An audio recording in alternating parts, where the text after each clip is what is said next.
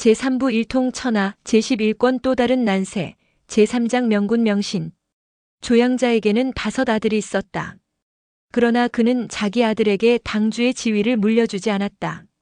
지난날 조양자는 형인 조백로를 대신해서 조씨 당주의 자리에 올랐다. 그는 한시도 이 점을 잊은 적이 없었다. 내가 죽으면 맏형인 백로의 아들로 하여금 대를 잇게 하리라. 늘 이렇게 말했다. 그런데 조백로의 아들 조주는 일찍 죽었다. 그래서 조씨 문중 사람들은 조양자가 죽자 조주의 아들인 조안을 당주로 받들어 세웠다. 그가 조원후다. 그해 진해공도 세상을 떠났다. 그 아들 유가 진나라 군위에 올랐다. 그가 진유공이다. 진유공이 즉위한 이후 진나라 정권은 여전히 조안이 삼가가 차지하고 있었다. 그들은 자신의 지위를 더욱 확고하게 다지기 위해 신강과 고곡 2 고을만 진유공에게 내주고는 나머지 땅은 모두 자신들이 차지했다. 삼가는 서로 다툼을 피하기 위해 공평하게 3분의 1씩 나누어 가졌다. 군위만 빼앗지 않았을 뿐 삼가는 제각기 독립국으로 행세했다. 이때부터 사람들은 이 삼가를 삼진이라고 불렀다. 조원우는 진양을 중심으로 한 진나라 북부 지방을 차지했다. 이것이 조나라다. 한강자는 낙양 일대를 둘러싸고 있는 황하 남한의 땅을 차지했다. 이것이 한나라다. 위환자는 현재의 산서성 남부와 하남성 북부 일대를 차지했다. 이것이 위나라다. 그러나 이때만 해도 경계가 명확지 않았으며 나라다운 면모도 갖추지 못했다. 이들이 완전한 독립국가를 이루는 것은 30년 후인 BC 403년에 가서이다. 다만 진나라가 실질적인 활동을 하지 못했으므로 이제부터는 편의상 이 삼진을 조안위나라로 표기하겠다. 다시 세월이 흘렀다. 조나라 군주인 조원우가 죽고 그 아들 조적이 대를 이었다. 그가 조열후다. 한강자도 세상을 떠났다. 아들 한무자에 이어 한건이 군위에 올랐다. 그가 한경후다. 위환자도 죽었다. 그 손자 위사가 대를 이었다. 그가 위문후다. 천자국이라 불리는 주나라 왕실에도 변화가 일어났다. 이 무렵 주나라 왕은 주고왕이었는데 그는 동생 계를 주공에 임명하여 하남성을 내주었다. 그리고 계의 아들 반에게는 공땅을 내주었다. 공땅은 왕성 동쪽에 있었기 때문에 반은 스스로 동주공이라 칭했으며 하남 땅은 왕성 서쪽에 있었기 때문에 계는 스스로 서주공이라 칭했다. 이때부터 주나라의 작은 영토는 동주와 서주로 나뉘어졌다. BC 426년에 주고왕이 죽었다. 그 아들 오가 왕위에 올랐고 그가 주의열 왕이다. 이때 삼진의 군주는 조열후, 한경후, 위문후였다. 그런데 앞서도 얘기했듯이 이 무렵 삼진의 군주들은 공식으로 인정받은 제후가 아니었다. 그러므로 엄밀히 말하면 후라는 말을 쓸 수가 없었다. 이들이 정식 제후의 반열에 오른 것은 BC 403년의 일이다. 이 해는 주의열왕 23년에 해당하며 진나라 연호로는 진열공 19년이다. 이 해 여름 주나라 왕성인 낙양의 뇌성병력이 일었다. 왕실에 보관되어 있는 구정이 크게 흔들렸다. 구정이란 중국의 9개의 주를 상징하는 가마솥으로 하왕조 때 만들어져 주나라까지 전해 내려왔다. 천자의 상징이기도 하다. 이 소문을 들은 조여후, 한경후, 위문후 등 삼진의 군주는 한자리에 모여 의논을 했다. 주왕실에 있는 구정이 뇌성병력에 진동했다는 것은 천하가 크게 변화하고 있음을 알려주는 하늘의 소리 이외다. 지금 우리 삼가가 각기 나라를 세운 지 수십 년이 지났으나 아직 여러 제후들로부터 승인을 받지 못하고 있는 형편이요. 이번 기회에 주왕실에 사자를 보내어 우리를 제후로 승격시켜달라고 청합시다. 천자가 우리를 인정하면 우리는 제후로서 각기 당당하게 다른 나라와 어깨를 겨룰 수 있을 것 아니겠소? 또한 임금 자리를 찬탈했다는 소리도 듣지 않을 것이외다. 뜻을 모은 삼진의 군주들은 각기 사자를 선정했다. 조열후는 공중년을, 한경후는 협류를, 위문후는 전문을 주왕실로 보냈다. 삼가의 사자들은 많은 황금과 비단과 예물을 가지고 가서 주의열 왕에게 바친 후 청했다. 삼진의 군주들을 정식으로 제후에 임명해 주십시오. 주의열 왕이 물었다. 그대 주인들은 진나라 공실의 땅을 다 빼앗았는가? 이를테면 임금 자리를 찬탈했느냐고 묻고 있는 것이었다. 사자로 뽑힌 공중년, 현무, 전문 등은 각기 삼진에서 뛰어나다고 하는 책사들이었다. 고지곳대로 대답할 리 없었다. 아닙니다. 우리 진나라에서는 수대에 걸쳐 반란이 일어났습니다. 그래서 저희 삼가가 힘을 합해 반역자들을 처단하고 그들 땅을 압수한 것뿐입니다. 공실의 땅을 빼앗은 것은 하나도 없습니다. 주의열 왕은 고개를 끄덕이다가 또 물었다. 내가 알기로 삼진은 이미 큰 힘을 지녔다. 제후가 되고 싶다면 그냥 제후로서 행세하면 될 것이거늘. 어찌하여 하필이면 짐의 승낙을 받으려 하는가? 너희들이 언제 주왕실의 재가를 받아 행동해 왔는가? 라는 일종의 질책이었다. 주의열 왕의 마음을 짐작한 조열후에 모신 공중년이 재빨리 대답했다. 왕의 말씀이 옳습니다. 저희 삼가는 대대로 힘을 길러왔기 때문에 얼마든지 제후로서 행세할 수도 있습니다. 그러나 저희 주인들은 한시도 주왕실을 잊은 적이 없으며 이 나라의 진정한 주인은 천자임을 잘 알고 있습니다. 그러니 어찌 천자의 승낙을 받지 않고 제후로서 행세할 수 있겠습니까? 이제 왕께서 신들의 청을 들어주신다면 저희 삼진은 대대손손 왕께 충성하고 주나라를 위해 봉사할 것입니다. 그 말에 주의열 왕은 기쁨을 감추지 못했다. 얼마 만에 들어보는 충성 맹세인가? 그랬다. 주의열 왕은 세력이 부쩍 강해진 삼진을 이용해 주왕실의 권위를 회복하고 나가서는 옛 영광을 되찾으려는 보관을 갖고 있었던 것이다. 그는 조정에 나가 명했다. 조적에겐 조우를 봉하고 한건에겐 한우를 봉하고 위사에겐 위후를 봉하노라. 이로써 조, 한, 위 삼진은 정식으로 제후 반열에 올랐다. 조열후 6년, 한경후 6년, 위문후 22년의 일이었다. 앞서 거론했던 조원후라든가 한무자 등의 시호는 이때 추존한 것이다. 조나라 군주 조열후는 도읍을 진양에서 중모 땅으로 옮겼다. 중모는 지금의 하남성 탕음현 서쪽 일대다. 도읍을 중모로 옮긴 것은 중원 진출을 위한 시도라고 볼 수 있었다. 한경후는 도읍을 평양으로 정했다. 평양은 분수를 끼고 있는 도시로 지금의 산서성 인분시 서남쪽 일대이다. 진나라 수도인 신강 북편에 위치해 있다. 위문후는 도읍을 안읍으로 정했다. 안읍은 지금의 산서성 하연 서북쪽 일대로 고곡 남쪽에 있다. 또한 그들은 각기 도읍의 종묘와 사직을 정하고 여러 나라의 사자를 보내어 새로이 나라를 세웠음을 공표하였다. 그로부터 20여 년 후 조, 한, 위 삼국은 아예 진나라를 멸망시키고 당시 군주인 진정공을 평민으로 강등시켜 제사를 끊게 했다. 당숙으로부터 시작된 진나라는 이로써 29대 만에 완전히 역사무대 저편으로 사라지고 말았다.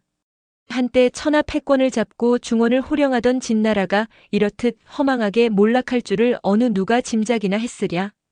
춘추시대 제2패공 진문공이 이 일을 알았다면 아마 지하에서도 통탄을 금치 못했으리라.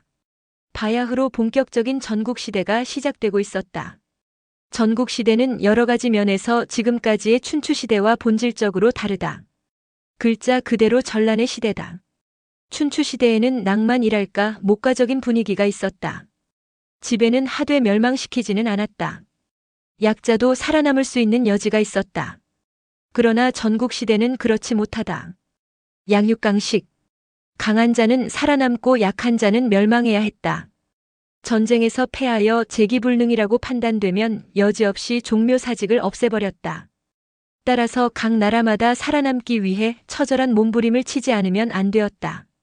부국 강병책은 필수적이었다. 앞으로 전개될 이야기의 이해를 돕기 위해 여기서 잠시 춘추시대와 전국시대의 특징을 살펴보도록 하겠다. 첫째, 천명사상의 붕괴다. 전국시대에는 주왕실의 영향력이 완전히 사라졌다. 주왕실이 존재하기는 했으나 아무런 역할도 하지 못했다. 이는 춘추시대도 마찬가지였으나 그래도 그때는 주왕실의 체면은 살려주려고 애썼다. 눈치를 보기도 했다. 그러나 전국시대에 접어들면서 각 나라 군주들은 독자적으로 행동했다. 제후들마다 공호를 버리고 왕호를 사용한 것이 그 대표적인 예다. 이는 지금까지의 천명사상과 비교해 볼 때 엄청난 파격이다. 이제 나라를 유지시켜주는 근본적인 힘은 하늘이 아니라 무력이었다. 둘째, 시족제도의 해체와 사회계급의 분화다. 춘추시대까지만 하더라도 모든 권력의 핵심은 일정한 시족들에게만 집중되어 있었다. 권력의 중심에 접근할 수 있는 사람들은 힘 있는 시족들 외에는 불가능했다. 그런데 인구가 늘고 각 나라마다 부국 강병책을 도입하면서 지금까지의 시족 중심의 권력 운용은 많은 약점을 드러내게 되었다. 이에 따라 각계각층에서는 능력 있는 인재들이 대거 정치, 사회, 경제 등의 중심을 향해 이동해 갔으며 직업적으로 정치를 희망하는 무리들이 생겨나게 되었다. 땅을 파던 농부도 능력만 있으면 재상의 자리에 오르는 시대가 도래한 것이다. 이와 더불어 파생한 것이 사회의 분업화이다. 한마디로 전국시대는 전문인의 시대라 할 수 있었다. 능력만 있으면 신분 여하를 막론하고 출세를 했다. 그 대표적인 것이 소위 말하는 유색객이다.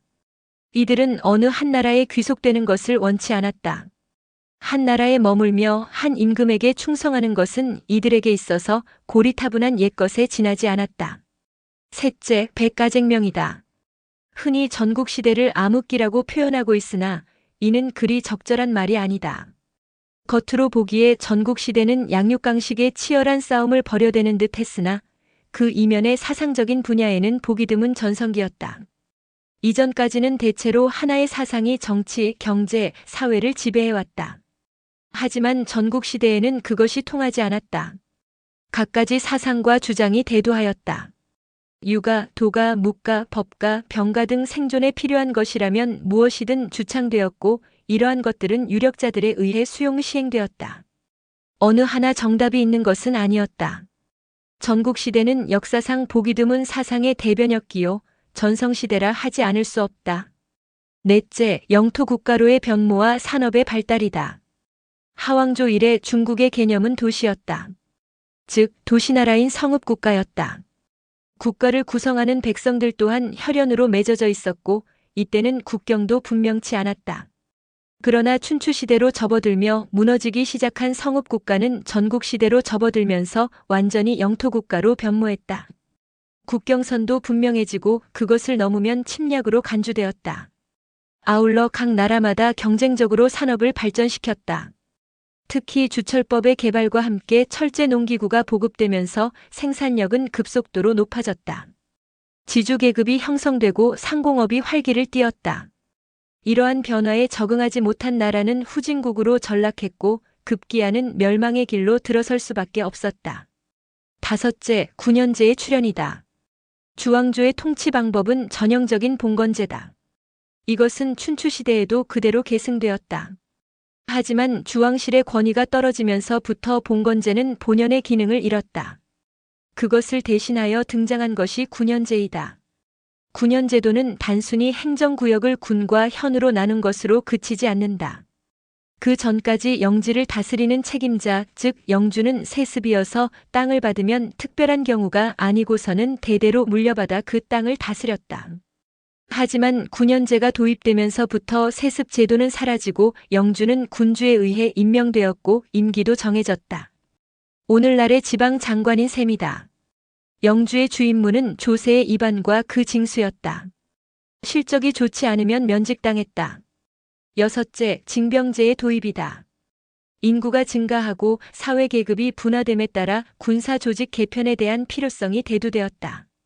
이는 또한 군사 조직 개편에 대한 필요성을 불러일으켰다. 앞서도 얘기했듯 군현제도의 첫 번째 목적은 조세의 징수였는데 거기에는 군역도 포함되어 있었다.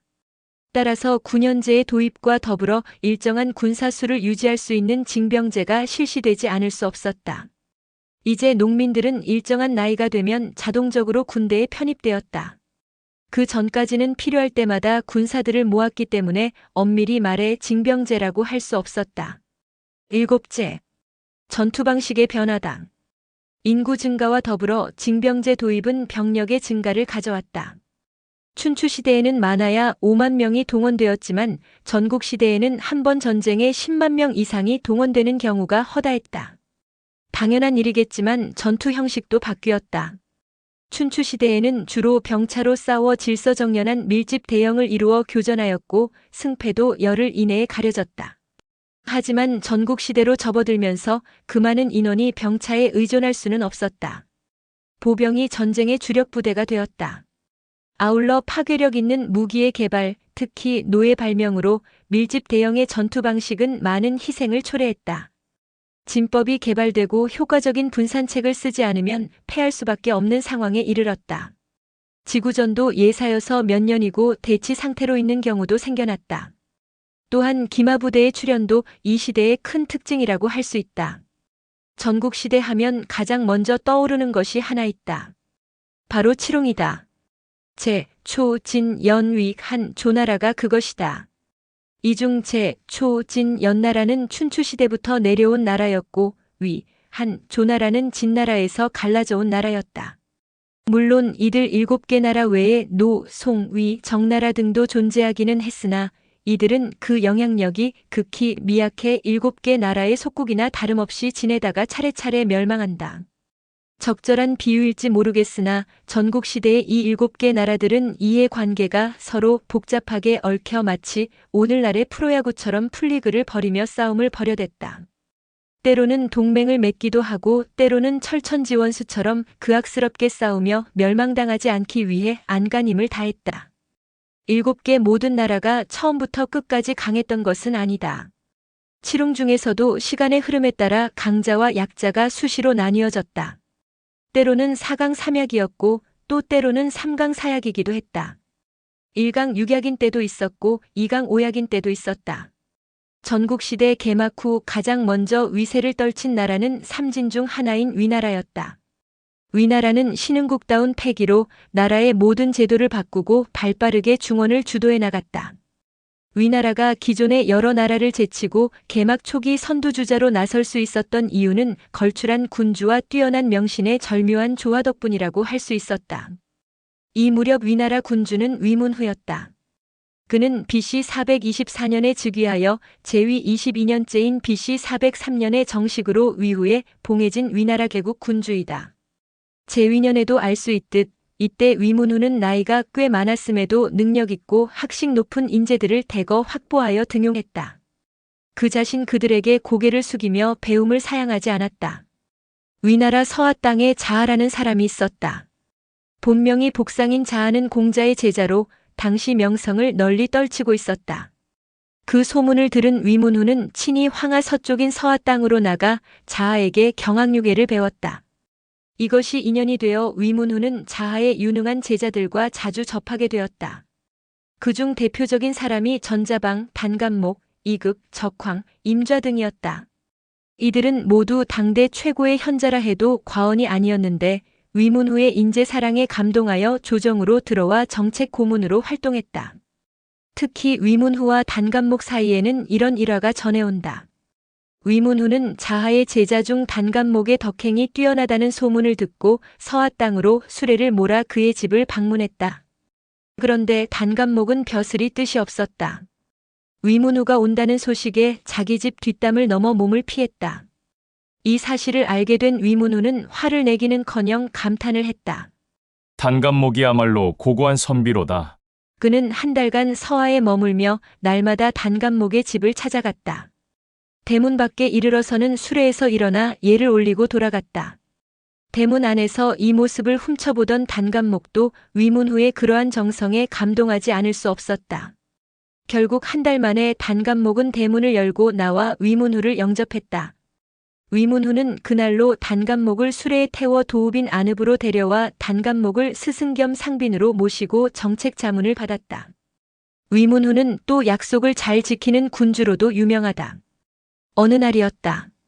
위문후는 우인을 불러 다음과 같이 명했다. 우인이란 사냥을 맡아보는 관리다. 내일 오시에 교회로 나가 사냥을 할 터이니 미리 나가 준비를 갖추도록 하라. 그런데 다음날 공교롭게도 아침부터 비가 쏟아졌다. 날씨 또한 몹시 추웠다. 위문후는 술을 내오게 하여 좌우 신하들과 함께 마시며 즐겼다. 모두 얼큰이 취해 기분이 좋을 때였다. 벼랑간 위문후가 시종을 불러 물었다. 오시가 되려면 아직 멀었느냐? 잠시 후면 오시입니다. 시종의 대답에 위문후는 황급히 분부했다. 술상을 치우고 서둘러 수레를 대령하라. 당장 교회로 사냥을 나가야겠다. 신하들이 어리둥절해하며 만류했다. 이렇듯 비가 오는데 어찌 사냥을 할 수 있겠습니까? 가셔야 아무 소용 없습니다. 위문우가 고개를 저으며 말했다. 아니요. 나는 우인과 약속을 했소. 그는 틀림없이 교회에 나가 나를 기다리고 있을 것이오. 사냥은 상관없소. 나는 우인과의 약속을 지키기 위해 나가려는 것이오. 위문후는 비를 맞으며 수레를 타고 교회로 나갔다. 과연 우인은 교회에서 비를 맞으며 위문후가 오기를 기다리고 있었다. 위문후는 그런 우인을 데리고 성으로 돌아왔다. 이 광경을 목도한 위나라 백성들은 감탄하지 않을 수 없었다. 우리 임금은 저렇듯 약속을 잘 지키는구나. 이 소문이 퍼지자 위나라 땅에 사는 인재들은 물론 타국의 현자들까지 앞다투어 위나라로 몰려들었다. 이 무렵 위나라 동쪽에 중산이라는 작은 나라가 있었다. 그런데 이 중산국의 정체가 다소 특이하고 신비롭다. 제, 진, 초, 연 등에서 알 수 있듯 중국의 나라 이름은 거의 한 글자로 되어 있다. 이것이 중원 사람들의 관례다. 반면 중원인이 아닌 주변 이족들은 대개 두 글자로 이루어진 국호를 사용했다. 예를 들면 흉노, 선비, 누번 등의 나라 이름이 바로 그것이다. 이는 언어 체계가 다르기 때문인 것으로 보인다. 그렇다면 중산은 어떠한 나라였을까?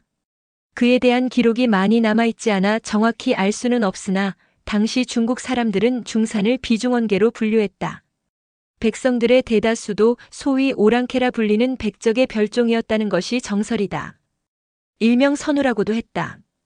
그럼에도 불구하고 중산을 단순히 비중원국으로 단정하기에는 어딘지 석연치 않은 점이 있다. 우선 국성이 희다.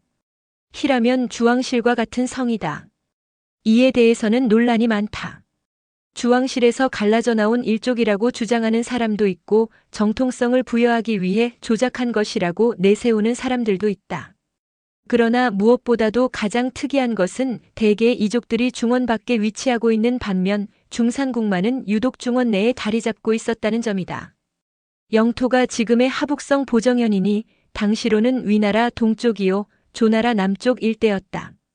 이상의 사항으로 추정해보면 중산의 지배층은 한족이요 피지배층은 비한족계가 아니었을까 싶다. 결론적으로 말하면 중산국은 춘추시대 초기 선우라는 나라로 출발했다가 전국시대에 이르러 중산이라는 국호로 바꾼 듯하다. 사기의 조세가에 보면 이런 구절이 있다. 조헌후 10년 중산국 무공이 처음 즉위하다. 시오중 무자는 대개 첫 임금에게 내린다. 이로 미루어 볼 때 중산국이 공식적으로 개국한 것은 이 해가 아닌가 싶다. 이 해는 위문후 10년에 해당하는 해다. 중산국은 선우국일 때부터 진나라에 조공을 바쳐왔다. 그런 중에 진나라가 삼진으로 나누어지자 어느 나라를 섬겨야 할지 몰랐다. 중산국 임금인 중산무공은 아예 어느 나라에고 조공을 바치지 않았다. 연후 중원국과 대등한 관계를 유지하고 싶었거나 그 정도로 국력이 신장된 것인지도 모르겠다. 어쨌거나 중산국의 이러한 행동이 전국시대 초기 선두주자로 부상한 위문후의 자존심을 손상시켰다. 그는 모든 신하들을 불러놓고 말했다. 중산을 정벌코자 하오. 이에 상경적황이 위문후에게 아뢰었다. 신이 한 사람을 천거하겠습니다. 누구인가? 성은 악이요 이름은 양이라고 합니다. 악양은 병법에도 뛰어날 뿐만 아니라 어질고 학문까지 높은 문무를 겸비한 인재입니다. 그라면 능히 중산국을 정벌할 수 있을 것입니다. 악양은 처음 들어보는 이름이구려. 그는 어떠한 사람이오? 위문후의 물음에 적황은 악양에 대해 설명하기 시작했다. 악양은 위나라 곡구 출신이었다. 어느 날 그는 길을 가다가 황금을 주운 적이 있었다. 기쁜 마음으로 집으로 돌아와 자랑을 했다. 그러자 악양의 아내가 황금 덩어리에 침을 뱉으며 꾸짖었다. 뜻있는 선비는 남몰래 샘물도 마시지 않으며 염치 있는 사람은 까닭없는 음식을 먹지 않는 법입니다. 당신은 어찌하여 내력도 알 수 없는 황금을 주어와 당신의 인격에 흠을 입히시는 겁니까? 악양은 아내의 말에 크게 부끄러움을 느끼고 그 길로 황금을 원래 자리에 놓고 돌아왔다. 그 후 그는 학문에 정진하기 위해 노나라로 떠나갔다. 그러나 아내와 집이 그리워 1년 만에 돌아왔다. 배틀 앞에 앉아 비단을 짜고 있던 아내가 남편인 악양을 돌아보며 물었다. 당신은 배움을 성취하셨습니까? 아직 성취하지 못했소. 그러자 아내는 벼란간 칼을 뽑아 배틀의 실을 모조리 끊어버렸다. 악양이 놀라 물었다. 어째서 실을 끊는 것이오? 아내가 대답했다. 모름지기 장불한 배움을 이룬 후에야 행동할 수 있습니다. 그것은 비단을 다 짠 후라야 옷을 만들어 입을 수 있는 것과 같습니다. 당신이 지금 배움을 성취하기도 전에 돌아왔으니 여기 있는 배틀의 실이 끊어진 것과 다를 바가 무엇이겠습니까? 악양은 아내의 말에 깨달은 바가 있어 그 길로 다시 집을 떠났다. 그 후 10년이 넘어 학문을 성취한 후 집으로 돌아왔다. 악양은 아직 드러나지 않은 보배입니다. 지금 당장 그를 불러 대장에 임명하십시오. 위문후는 고개를 끄덕이다가 좌우 신하들을 향해 물었다. 경들의 생각은 어떠하오? 한 신하가 대답했다. 신이 알기로 악양의 큰아들 악선은 지금 중산국에서 제법 높은 지위에 올라 있다고 합니다. 악양이 혈연의 정을 못 이겨 나라의 큰 일을 이루지 못할까 염려가 됩니다. 적황이 정색하고 다시 말했다. 악양은 사리 판단이 분명하고 공명을 소중히 여기는 사람입니다. 얼마 전 중산국에서 벼슬을 사는 아들 악서가 아버지를 천거하여 중산 임금이 악양을 부른 일이 있습니다. 그러나 악양은 중산 임금이 무도하다 하여 거절하고 아들에게 가지 않았습니다. 이런 악양이 어찌 아들 때문에 나라의 일을 망치겠습니까? 위문후는 최종적으로 마음을 정했다. 악양을 중산국 정벌의 대장으로 삼노라. 상경 적황이 곡구 땅으로 내려가 악양을 수레에 태워 안읍으로 돌아왔다. 위문후는 악양을 보자 물었다. 과인은 그대에게 중산국 정벌의 대임을 맡기고자 하오. 그런데 조정의 몇몇 신하들이 중산국에서 벼슬을 살고 있는 그대의 아들 때문에 의심을 품고 있소. 그대는 이 일을 어떻게 처리할 작정이오? 악양의 사람됨을 알아봄과 동시에 염려되는 부분을 사전에 점검하고자 하는 의도에서였다. 악양이 얼굴빛을 고치며 대답했다. 모름지기 대장부는 자신의 군주를 위해 공을 세우고 업적을 남기는 법입니다. 사사로운 혈연으로 어찌 나라의 큰일을 그르칠 수 있겠습니까? 만일 신이 중산국을 격파하지 못하면 신은 어떠한 형벌이라도 달게 받겠습니다. 위문후의 얼굴에 기쁨의 빛이 떠올랐다. 그대에게 그런 신념이 있다면 내 어찌 그대를 믿지 않을 수 있으리오? 이윽고 신임 대장 악양은 군사 5만을 거느리고 중산국을 향해 떠났다. 선봉장에는 지략이 뛰어난 서문표를 삼았다. 서문표 역시 자하의 제자로 이극의 천거를 받아 조정에 들어와 있었다. 악양은 위나라 국경을 벗어나 중산국 영토로 들어섰다. 산악지대라 지세가 험하고 길이 좁았다. 선봉장 서문표가 행로를 잡았다. 문산과 추산 방면으로 진출하여 백양관을 돌파하면 쉽게 중산성까지 다다를 수 있습니다. 좋소. 한데 복병이 있을까 염려돼요. 걱정 마십시오. 화공을 펼치면 저들이 어찌 매복계를 쓸 수 있겠습니까? 그들이 문산에 당도했을 때 중산국에서도 방어군을 파견했다는 첩보가 들어왔다. 중산의 장수는 누구라더냐? 고수라고 하는 장수입니다. 지금 추산 일대에 진을 치고 있습니다. 병력은 3만 명 정도로 추산됩니다. 세작의 보고에 악양은 손뼉을 치며 기뻐했다. 고수라면 나도 잘 아는 장수다. 용맹스럽기는 하나 거만하고 술 마시기를 좋아한다. 내가 이미 그를 무찌를 계책을 세웠으니 모든 병사들은 문산에 영체를 세우고 휴식을 취하도록 하라. 그때부터 악양은 진군하지 않고 문산에 머물기만 했다. 한 달이 지나도록 그는 움직일 생각을 하지 않았다. 마치 지키러 온 장수처럼 경계만 철저히 했다. 병사들은 좀이 쑤셨고 장수들 사이에는 불만이 생겼다. 우리는 중산국을 치러 온 군대다. 그런데 이게 무엇인가? 문산에서 한 발자국도 움직일 생각을 하지 않으니 대관절 우리는 공격군인가? 수비군인가? 악양 장군이 겁을 먹은 게 분명하다. 이런 수군거림을 듣다 못한 선봉장 서문표가 악양을 찾아가 장수와 군사들의 불평을 전했다. 언제까지 이곳에 머물 작정이십니까? 도성에 있는 신료들이 장군을 의심하는 말을 주공께 아뢰까 걱정입니다. 악양은 대답 대신 엉뚱한 것을 물었다. 단풍이 잘 물들었는지 모르겠소. 예? 때는 바야흐로 가을이요. 산천의 초목이 잘 말라있을 것이요. 나는 이제부터 추산에 불을 지를 작정인데 그대가 그 일을 맡아주겠소? 서문표는 비로소 악양이 노리는 바가 무엇인지를 깨달았다. 그 일이라면 소장이 능히 처리할 수 있습니다. 그날로 그는 몸이 날쌘 삼천 군사를 뽑아 사익길로 해서 추산으로 달려갔다. 중산국 임금 중산무공은 기분이 좋았다. 한 달 전 그는 위나라 군사의 침공 소식을 듣고 몹시 걱정했었다. 그런데 고수가 출전하여 추산에 진을 친 이후로 위군의 진격이 중지되었기 때문이었다. 중원놈들은 참으로 겁이 많구나. 중산무공은 사자를 보내 추산의 고수에게 술과 고기를 하사했다. 무리하게 싸울 필요 없다. 험한 지세를 이용하여 지키는 데만 주력하라. 중산무공의 세심한 배려에 고수는 감격했다. 임금이 보내준 술과 고기를 풀어 군사들을 배불리 먹였다. 때는 음력 8월 중추. 둥그런 달이 산봉우리 위로 떠올랐다. 달빛을 받아 추산의 단풍들은 불타는 듯 더욱 짙었다. 밤이 깊어 삼경이 가까워올 무렵이었다. 어디선가 나뭇잎 타는 듯한 냄새가 풍겨왔다. 벌써 여러 잔째 술잔을 비운 고수는 취웅이 도도했다. 향기롭구나 가을이여. 벼랑간 산 아래 골짜기가 환히 밝아졌다. 거의 동시에 요새를 지키고 있는 병사들이 외치는 소리가 들려왔다. 저기다. 불이다. 그랬다. 위나라 선봉장 서문표는 삼천 별동대를 이끌고 추산 요새 가까이 접근하여 불을 지른 것이었다. 건조한 가을이라 풀과 나무는 적당히 말라 있었다. 가래나무 숲은 삽시간에 불길에 휩싸였다. 고수가 자리를 차고 일어나 요새 성문에 이르렀을 때는 사방은 이미 맹렬한 불길에 뒤덮인 뒤였다. 골짜기 저편에서 위군으로 보이는 군사들의 함성 소리가 크게 들려왔다. 불을 꺼라. 취중에 불을 끌어나갔지만 몸이 말을 잘 듣지 않았다. 장군, 일단 몸을 피하십시오.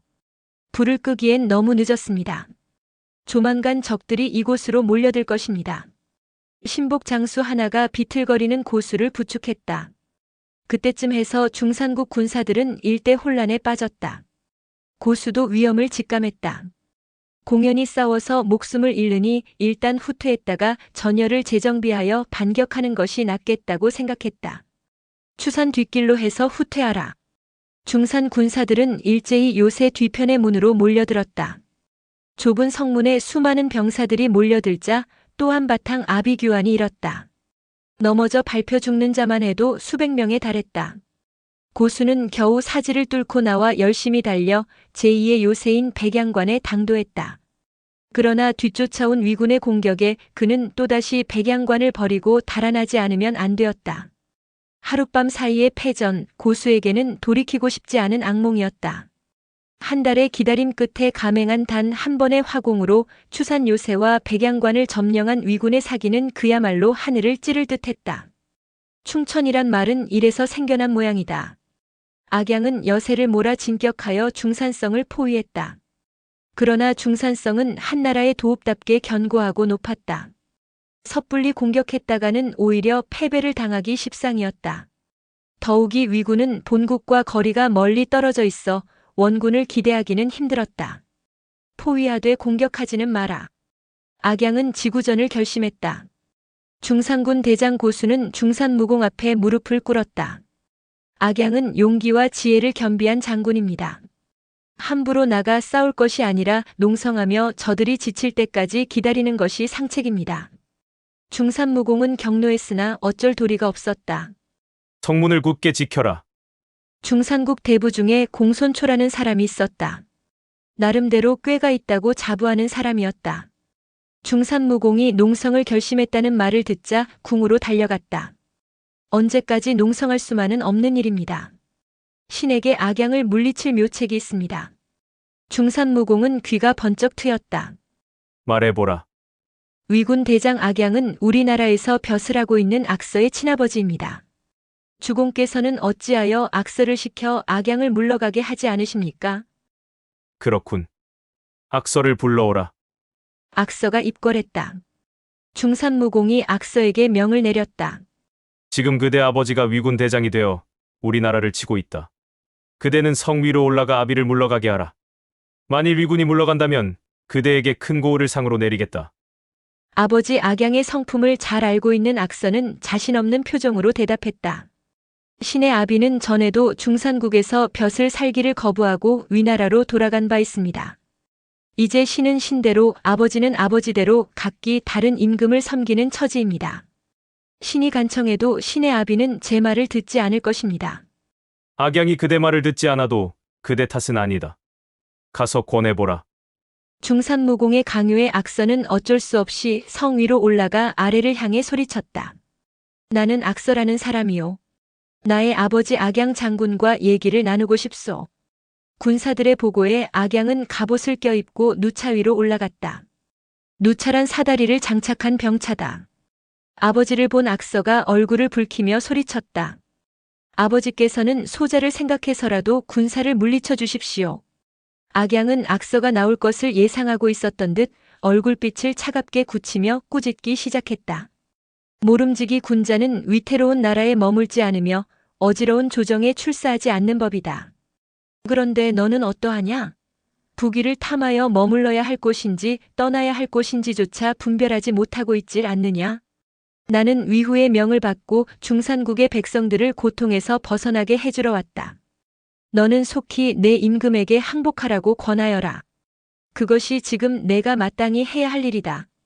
아버지께서 정이 물러가시지 않겠다면 잠시 공격을 멈추시고 우리 임금께서 항복할 것인가 아닌가 생각할 수 있도록 여유를 주십시오. 좋다. 앞으로 한 달 기한을 주겠다.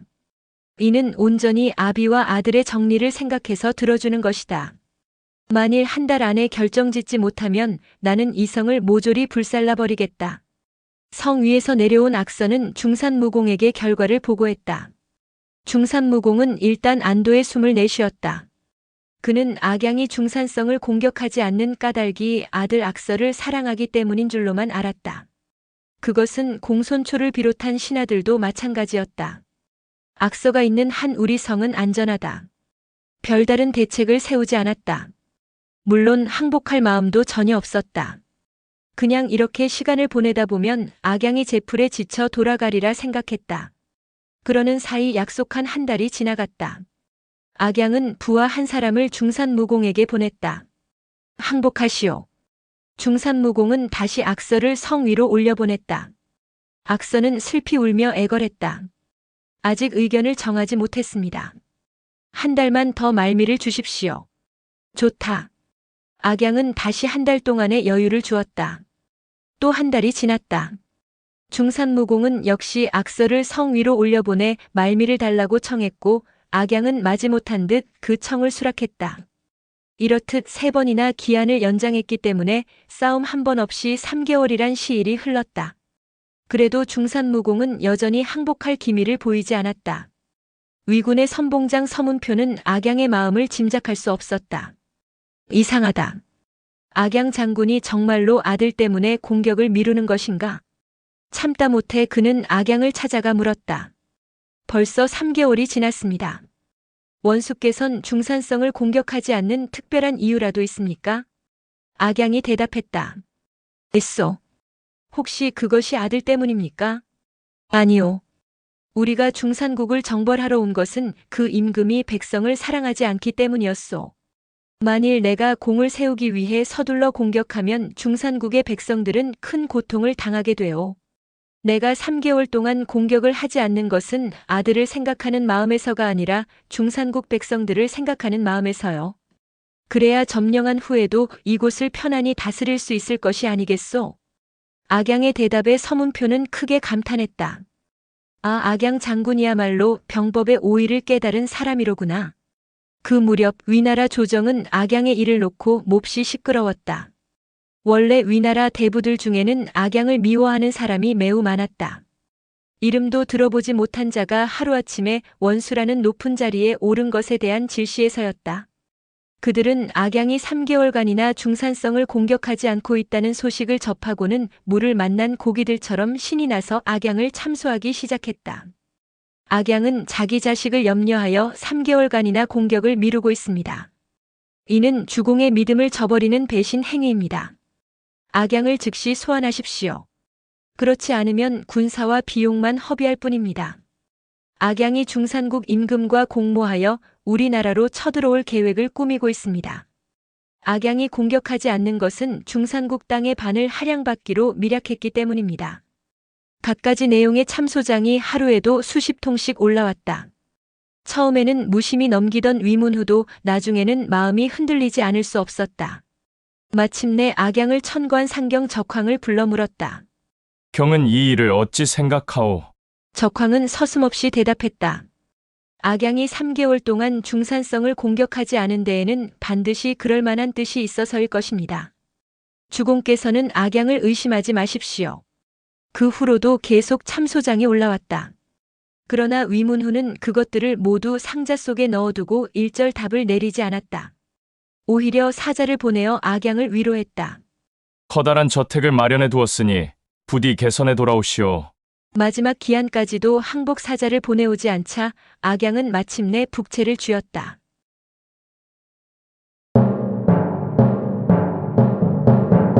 공격 신호였다.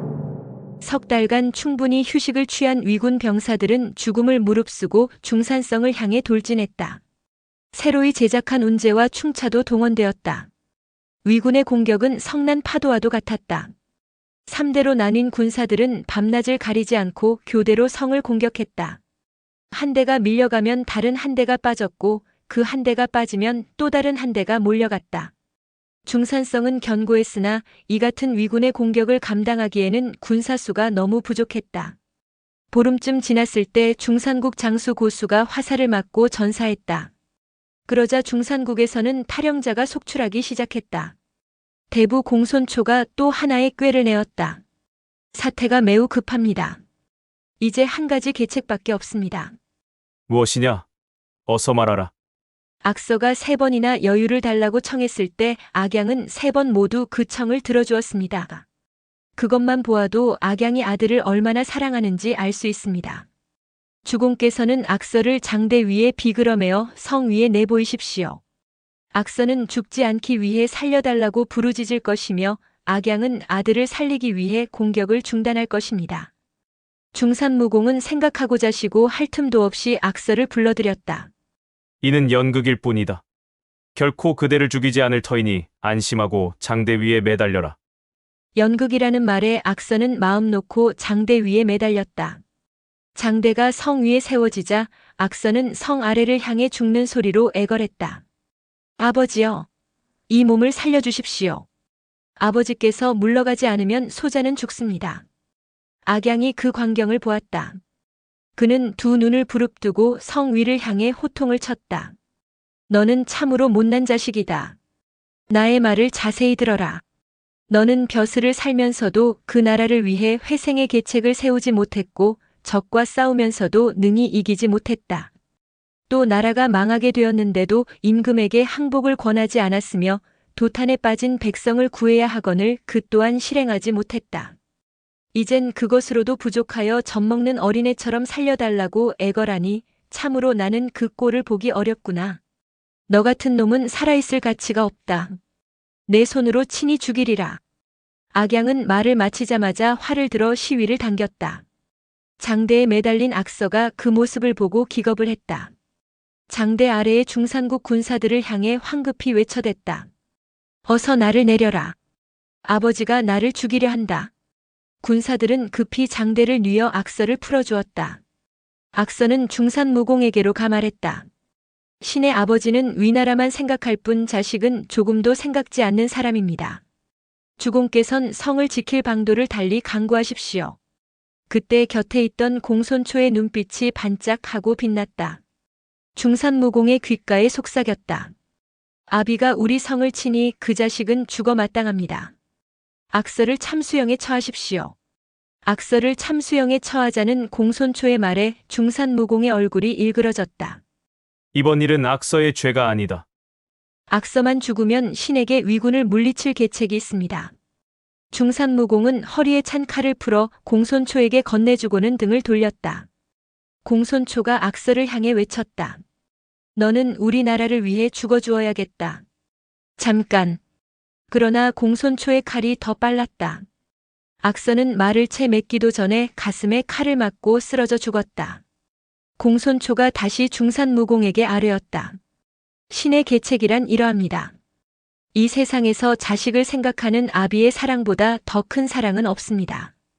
주공께선 악서의 시체로 국을 끓여 악양에게 보내십시오. 악양은 자식을 끓인 국을 보면 슬픔을 이기지 못할 것입니다. 슬픔이 지나치면 넋을 잃게 되고 넋을 잃으면 싸울 생각이 없어집니다. 그때를 노려 군사를 거느리고 나가 싸우면 어찌 승리를 거둘 수 있지 않겠습니까? 달리 계책이 없는 중산무공은 공손초가 시키는 대로 악서의 시체로 국을 끓였다. 그러고는 사자를 뽑아 그 국물과 잘린 머리를 성박 악양에게로 보냈다. 사자가 그것들을 악양에게 바치며 말했다. 우리 주공께선 위군을 물리치지 못한 죄를 들어 악서를 죽이고 그 시체로 국을 끓였습니다. 이것이 그 국물과 목입니다. 지금 성 안에는 악서의 처자가 남아 있습니다. 만일 원수께서 중산성을 다시 공격하기만 하면 우리 주공은 악서의 처자를 다 죽일 작정이십니다. 원수께서는 며느리와 손자를 살리고 싶으시면 지금 곧 군대를 철수하십시오. 그런데 악양의 반응이 뜻밖이었다. 그는 탁자 위에 놓인 아들 악서의 잘린 머리를 쏘아보며 큰 소리로 꾸짖었다. 이 못난 놈아, 내가 무도한 임금을 섬겼으니 누구를 원망하겠느냐? 이는 모두 내가 스스로 청한 것이다. 말을 마치자 악양은 손을 뻗어 악서의 시체를 끓인 국물을 후루룩 마셔버렸다. 그릇은 순식간에 비었다. 그는 그릇을 내주며 중산국 사자에게 말했다. 너의 임금이 보내준 국이 참 맛있구나. 중산성을 함락하는 날 내가 직접 내 임금에게 감사할 것이다. 너는 내 임금에게로 돌아가 우리 군영에도 가마솥이 있다는 사실을 알려라. 이 말을 들은 사자는 사색이 되었다. 혼비백산하여 성으로 돌아가 중산무공에게 그대로 보고했다. 처음 노렸던 바와는 정반대의 결과가 나오자 중산무공은 후회하고 또 후회했다. 아, 이제는 항복할 수도 없구나. 위나라 군사가 성 안으로 들어오는 날 그는 어떤 참혹한 죽음을 맞이할지 몰랐다. 생각만 해도 끔찍하고 몸서리 쳐졌다. 그날 밤 중산무공은 내궁의 한 빈방에 들어가 목을 메고 자살했다. 다음 날 아침 중산무공의 시체를 발견한 공손초는 만사가 끝났음을 알았다. 그는 성문을 열고 위군 진영으로 나가 항복했다. 악양은 끝까지 항복을 반대하고 아들까지 죽인 공손초를 그 자리에서 쳐 죽였다.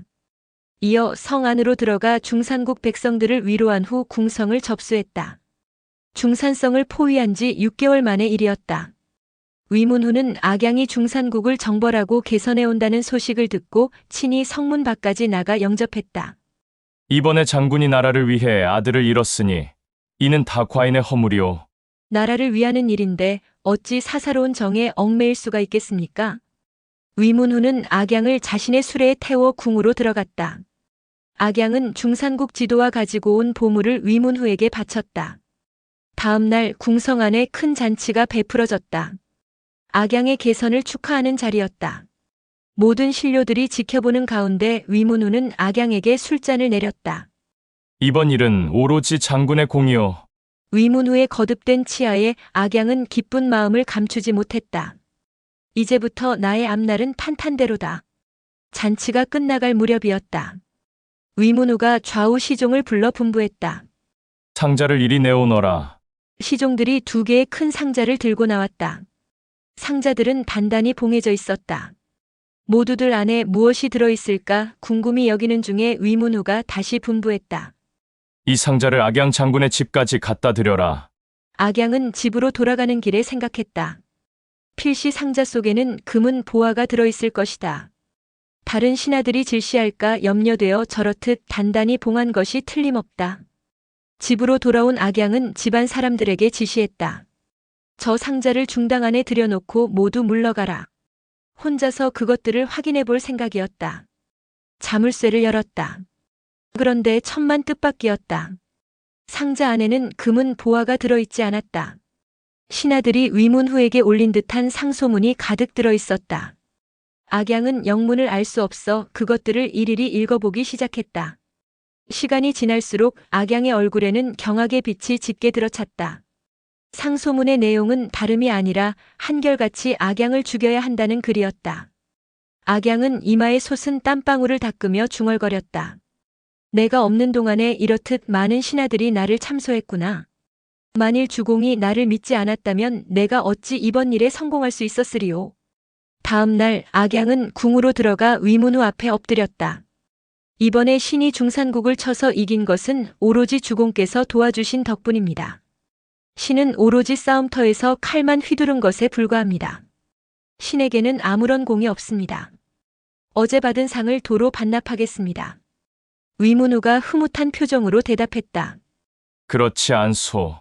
나였기에 장군을 의심하지 않은 것도 사실이지만 장군이었기에 나의 뜻을 성취시켜준 것 또한 사실이오. 장군과 나는 똑같은 공이 있소. 그대는 앞으로 아무 걱정하지 말고 편안히 살도록 하오. 그러고는 악양을 영수군에 봉했다. 영수는 중산국의 땅으로 그 점령지를 악양에게 하사한 것이었다. 그런데 그 후 위문후는 한 가지 납득할 수 없는 조치를 취했다. 악양에게 내렸던 병권을 모두 거두어 들인 것이었다. 악양을 천거한 바 있는 적황으로서는 도무지 이해가 되지 않았다. 위문후를 찾아가 물었다. 주공께선 악양이 뛰어난 장수라는 것을 아시면서 어찌하여 그의 병권을 모두 거두어 들이셨습니까? 그에게 군사를 맡기면 우리 위나라 군대는 더욱 강해질 것입니다. 그런 유능한 인재를 썩히는 것은 아깝습니다. 하지만 위문후는 웃기만 할 뿐 종래 아무 대답도 하지 않았다. 적황이 궁에서 나오다가 이극을 만났다. 이극 또한 자하의 제자로 위문후의 정책 고문으로 활약하고 있는 사람이었다. 한서의 식화지에는 이회라는 이름으로 나온다. 그 역시 적황과 마찬가지로 많은 인재를 천거했고 특히 곡물 가격을 적정하게 책정하여 농민들로부터 인기가 높았다. 적황은 이극에게 방금 전 위문후에게 했던 말과 위문후가 아무런 대답도 하지 않고 그저 웃기만 한 일을 들려주고는 물었다. 나는 주공의 뜻을 알 수 없소. 그대는 이 일을 어찌 생각하시오? 그러자 이극이 조금 전 위문후와 같은 표정의 웃음을 지으며 대답했다. 악양은 자기 자식을 사랑하지 않은 사람이요. 자기 자식의 시체를 끓인 국을 단숨에 마신 사람이 타인에게는 무슨 짓인들 못하겠소? 그대는 옛날 여가가 자식을 죽여 제환공에게 바친 일을 알고 있겠지요? 하지만 관중은 여가를 믿을 사람이 못 된다고 끝내 제환공에게 천거하지 않았소이다. 악양도 바로 그와 같은 경우가 아니겠소? 비로소 적황은 크게 깨달았다. 중산은 위나라와 멀리 떨어져 있다. 정벌하기도 힘들었지만 지키기는 더욱 어려웠다. 위문후는 특별히 세자격을 중산군에 임명하여 그곳을 다스리게 했다. 그러나 중산무공의 손자 중 한 사람인 중산환공은 끈질기게 저항하여 수십 년 후 마침내 독립을 쟁취하게 된다. 하지만 재건된 중산국 역시 조나라에 의해 재차 멸망한다. 한편 영토를 동쪽으로 늘린 위문후는 여전히 국방과 내정에 힘을 쏟았다. 위나라가 전국 칠웅의 하나로 발돋움할 수 있었던 것은 오로지 위문후와 그 신하들의 공이라 해도 과언이 아니다. 업이라는 땅이 있었다. 지금의 하북성 임장현 일대로 한나라의 상단과 조나라의 한단 사이에 있는 고을이었다. 즉 위안조 세 나라가 국경을 이루는 곳이었다. 두말할 나위 없이 교통과 군사의 요충지다. 한나라도 조나라도 호심탐탐 그 땅을 노렸다. 위문후는 어떻게 하면 도읍과 멀리 떨어져 있는 이 업당을 잘 지키고 다스릴 수 있을까 고심했다. 명장 악양을 천거한 바 있는 적황이 위문후의 마음을 짐작하고 또 한 사람의 인재를 천거했다. 업당을 지키고 다스릴 만한 사람으로는 서문표밖에 없습니다. 서문표라면 악양과 더불어 중산국을 공격하여 중산성을 점령한 사람이 아니던가. 위문후가 고개를 갸웃거리며 물었다. 서문표는 무죄에 능한데 과연 그가 업당을 잘 다스릴 수 있을까? 서문표는 심지가 굳을 뿐 아니라 지혜롭기까지 합니다. 황폐해진 그 땅을 잘 다스릴 것입니다. 여러 차례 적황이 천거한 사람으로 인해 재미를 본 위문후는 곧 서문표를 업당의 수장으로 내보냈다. 서문표는 업으로 내려갔다. 그곳에 당도한 순간 그는 깜짝 놀라지 않을 수 없었다. 업은 교통의 요지이기 때문에 번화하고 복잡해야 했다. 그런데 막상 와서 보니 정반대였다. 거리는 텅 비다시피 쓸쓸했고 농토는 황량했다. 무엇보다도 거주민이 많질 않았다. 마치 저주받은 고을 같았다. 변경 지역이라서 그런가 보다 여긴 서문표는 민심을 알아보기 위해 몇몇 백성들을 불러 물었다.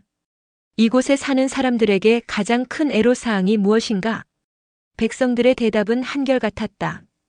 저희들은 하백이 자주 부인을 얻는 바람에 못 살겠습니다. 하백이라면 하천을 다스리는 수신이다. 서문표가 무슨 말인지 모르겠다는 듯 되물었다. 하백이 어찌 부인을 얻을 수 있단 말이냐? 좀 더 자세히 말해보라. 아시는지 모르겠지만 이곳 마을 밖에는 장수가 흐릅니다. 저희들이 말하는 하백이란 바로 그 장수의 신이지요. 그런데 그 수신은 어찌나 여자를 좋아하는지 해마다 장가를 듭니다. 그 부인을 대느라 우리는 뼈가 다 휠 지경입니다. 만일 처녀를 구하지 못해 부인을 바치지 못하면 홍수가 일어나 농토는 물론 인가까지 다 떠내려가는 재난을 당하지요. 하백에게 처녀를 바쳐야 한다고 말한 사람은 누구냐? 이 고을 무당입니다. 백성들의 얘기는 이러했다. 해마다 여름철이 되면 큰 비가 내려 농사를 망치곤 했다. 그러던 어느 해인가 영험이 뛰어난 여자 무당 하나가 나타났다. 사람들은 이 무녀를 대무라고 불렀다. 큰 무당이라는 뜻이다. 대무는 백성들에게 말했다. 이곳 하백은 아름다운 처녀를 좋아하신다. 1년에 한 번씩 장가를 들게 하면 수재를 면할 수 있으되 그렇지 않으면 이 고을은 망한다. 그때부터 백성들은 번갈아 처녀를 내어 수신에게 바쳤다. 그런데 그것만이라면 그래도 견딜만 했다. 혼례식을 치룬답시고 무당과 관속과 이 고을의 세도가인 세 노인이 서로 짜고서 백성들로부터 수백만 금의 비용을 거두어들이는 것이었다. 그 방법 또한 실로 교묘했다. 농사철이 되면 대무는 제자인 소무들을 거느리고 처녀가 있는 집을 돌아다닌다. 그러다가 처녀가 있는 집에 이르러서는 이렇게 말한다. 이 처녀야말로 하백의 신부감이다. 자기 딸을 하백에게 내주기 싫은 그 집 부모는 대무에게 많은 재물을 바치며 애걸한다. 이 아이는 병이 있어 하백의 부인이 될 수 없습니다. 대무는 재물을 잔뜩 뜯어내면 다른 집으로 또 처녀를 고르러 간다. 그러나 모든 사람이 다 부자일 수는 없다. 결국 가난한 백성의 집 딸만 빼앗기는 셈이 되는 것이다. 처녀를 고른 대무는 장수 강변으로 가 그곳에 있는 제궁에 처녀를 집어넣는다. 그곳에서 목욕을 시키고 옷을 갈아입힌 후 하룻밤 재워 날이 밝으면 갈대로 엮은 배에다 처녀를 태운다. 갈대로 엮은 배는 강물을 따라 떠내려가다가 이내 물속으로 가라앉는다. 이로써 저 처녀는 하백의 부인이 되셨도다. 대무의 이 같은 외침을 마지막으로 하백의 혼례식은 끝이 난다. 해마다 이런 일이 반복되니 백성들이 어찌 견딜 수 있겠습니까? 또 딸 가진 부모들은 딸을 빼앗길까 염려하여 늘 공포에 떨고 있습니다. 그래서 백성들은 아예 이곳을 떠나 먼 곳으로 달아나기 때문에 보시다시피 고을이 쓸쓸하고 황량합니다. 백성들의 하소연을 다 듣고 난 서문표는 말없이 고개를 끄덕이다가 한참 후에 입을 열었다. 장수의 수신이 그렇듯 영험하다고 하니 나도 그 혼례 치르는 모습을 보고 싶구나. 너희들은 그때가 되거든 나에게 꼭 기별하거라. 과연 얼마 후 대무가 돌아다니다가 어느 집 처녀를 하백의 신부감으로 점을 찍었다. 제궁에서 하룻밤 보낸 처녀를 갈대로 엮은 배에 태워 강물로 떠내려 보내는 날이 되었다. 전에 부탁을 받은 백성 중 하나가 서문표를 찾아와 혼례식이 치러질 것임을 알려주었다. 서문표는 의관을 갖추고 장수가로 나갔다. 과연 그곳에는 고을 관속과 유지임을 자처하는 새 노인 등 많은 사람들이 모여 있었다. 백성들도 그 광경을 구경하기 위해 백사장을 가득 메웠다. 마을 유지라고 하는 새 노인과 관속들이 신임 수장 서문표를 찾아와 대무를 소개하며 인사시켰다. 대무는 태도가 거만하기 이를 데가 없었다. 고개를 빳빳이 쳐들고 눈만 깜빡였다. 50살이 조금 넘은 못생긴 여자였다. 대무 뒤편으로는 20여 명의 젊은 무녀들이 호위하듯 따르고 있었다. 소개를 받은 서문표가 늙은 대무를 향해 말했다. 해마다 백성들을 위해 수고가 많도다. 나는 평소에 호기심이 많다. 오늘 하백에게 시집가는 신부의 얼굴을 보고 싶으니 잠시 이리로 데려오라. 대무는 제자들을 시켜 처녀를 데려왔다. 그 처녀는 나이가 어렸으나 얼굴은 그다지 이쁜 편이 아니었다. 서문표가 대무를 돌아보며 입을 열었다. 명색이 하백에게 바치는 여자인데 어찌 이렇듯 아름답지 못한 처녀를 구했단 말인가. 수고스럽겠지만 너는 직접 하백에게 가서 천하절색 미인을 구해 바칠 터이니 며칠만 기다려 주십시오라고 부탁하고 오너라. 그러고는 자신이 데리고 온 병사들에게 명했다. 이 늙은 무당을 하백이 있는 곳으로 보내주어라.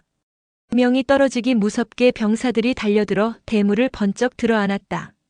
그러고는 배에 태워 강심으로 나가 강물 깊은 곳에다 던져버렸다. 으악! 대문은 괴상한 비명을 지르며 물속으로 들어가더니 다시는 떠오르지 않았다. 이것을 본 사람들은 한결같이 대경실색했다. 서문표는 한동안 물가에 서 있다가 병사들을 향해 다시 분부했다. 무당이 늙어서 건망증이 심한 모양이다.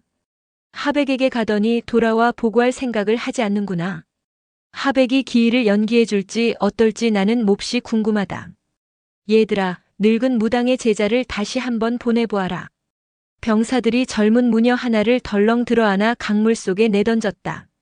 잠시 후 서문표가 또 말했다. 어허, 그 스승의 그 제자로다. 어이하여 가기만 하면 이리도 소식이 없는 것이냐. 하나씩 보낼 것이 아니라 무더기로 보내봐야겠다. 강변 백사장에 한 차례 요란스런 비명이 일었다. 그러나 젊은 무녀들이 병사들의 힘을 이겨낼 리 없었다. 병사들은 몸부림쳐대는 소무들을 모조리 잡아다 강물 한가운데로 내던졌다. 얼마 후에 서문표는 또 말했다. 아무튼 여자들이란 믿을 것이 못 된다.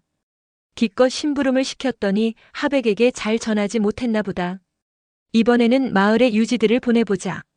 저들이라면 나의 뜻을 잘 전달하겠지. 곁에서 지금까지의 광경을 지켜보고 있던 새도 있는 새 노인은 얼굴이 하얗게 질렸다. 몸을 뒤로 빼며 황급히 대답한다. 저희는 바쁜 일이 있어 분부를 거행하지 못할 것 같습니다. 벼랑간 서문표의 표정이 험악해졌다. 이놈들, 어서 가서 하백에게 나의 뜻을 전하지 못할까? 병사들이 기다렸다는 듯이 달려들어 새 노인을 잡아 강물 속에 쳐넣었다. 뒤에서 구경하던 백성들 사이에 수군거림이 일기 시작했다. 이번에 새로 부임해 오신 태수는 보통 분이 아니시네. 참으로 통쾌하군. 명관이 나셨네.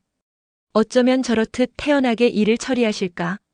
서문표는 여전히 의관을 바로한 채 강물 속으로 들어간 새 노인을 기다리는 듯한 표정을 짓고 있었다. 어느 정도 시간이 지나자 그는 또 말했다. 거참 이상하다. 어찌하여 하백을 만나러 간 자들마다 돌아올 생각을 하지 않는 것인가? 여자나 늙은이들만 보내서 그런가 보다. 아무래도 이번 일을 주관해온 관리들을 보내야겠다. 그의 말이 채 끝나기도 전이었다. 무당과 짜고 재물을 긁어온 관속들은 얼굴이 흑빛이 되어 서문표 앞에 무릎을 꿇었다. 살려주십시오. 저희들이 잘못했습니다. 한 번만 용서해 주시면 다시는 그런 일을 하지 않겠습니다.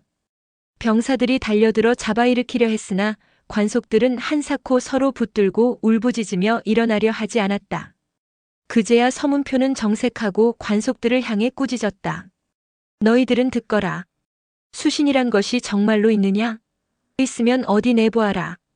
너희들은 해마다 죄 없는 처녀를 잡아다 물속에 빠뜨리고 백성들을 괴롭혔다. 너희들의 죄는 1000번 죽어 마땅하다. 어리석은 저희들은 늙은 무당에게 속았을 뿐입니다. 앞으로는 절대로 그런 일이 없을 것입니다. 제발 한 번만 살려주십시오. 요사한 늙은 무당은 없어졌다. 이후로 하백을 장가들여야 할 자는 언제든 나에게 오라. 내가 그 자를 하백에게 보내어 직접 중매를 서게 해주리라. 관속들은 들어라. 예. 그동안 무당들과 새 세도가에게 빼앗을 재물을 모조리 몰수하여 백성들에게 돌려주어라. 이후 또다시 백성들의 고혈을 짜내는 자가 있으면 능지처참형에 처하리라. 그 후로 업당에는 무당이 사라졌다. 이 소문이 퍼지자 타향으로 떠나갔던 백성들이 차차 고향인 업으로 돌아왔다. 혹세무민하는 관리와 무당을 타파한 명관 서문표의 일화는 재미날 뿐 아니라 상당히 상징적이다. 오늘날도 혁신은 어렵다. 지혜도 필요하거니와 웬만한 용기가 없고서는 기존의 제도나 세력을 이겨낼 수 없다. 서문표의 업적은 이뿐만이 아니다. 그가 업당으로 내려와 남긴 가장 큰 업적은 관계공사다. 그는 업당일 때의 지형을 측량하여 12곳에다 커다란 저수지를 만들고 장수를 끌어들였다. 이 덕분에 강이 범람할 염려가 사라졌고 가뭄이 들어도 비를 기다리지 않아도 되었다. 농시는 전보다 배나 잘 되었고 백성들의 생활 수준은 크게 향상되었다. 오늘날도 임장현에 가면 서문거라는 저수지가 있는데 이것이 바로 당시 서문표가 판 저수지라고 한다.